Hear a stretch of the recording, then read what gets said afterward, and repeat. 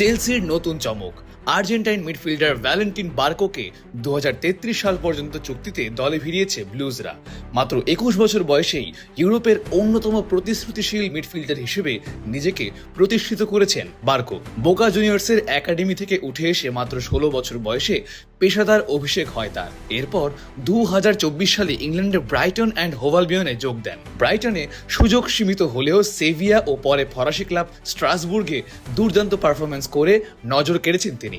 গত মৌসুমের সব প্রতিযোগিতা মিলিয়ে 43 ম্যাচে 12টি গোলে সরাসরি অবদান রেখে স্ট্রাসবুর্গকে ইউরোপিয়ান প্রতিযোগিতার টিকিট পেতে বড় ভূমিকা রাখেন। তার দুর্দান্ত ফর্মের পুরস্কার হিসেবে 2026 বিশ্বকাপের জন্য আর্জেন্টিনা জাতীয় দলে ডাক পান বার্কো।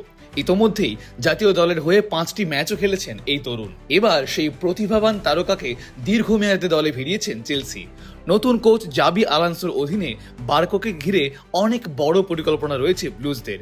বাম ব্যাক, উইং ব্যাক কিংবা সেন্ট্রাল মিডফিল্ড একাধিক পজিশনে খেলার সামর্থ্য তাকে চেলসির জন্য আরও মূল্যবান করে তুলেছে।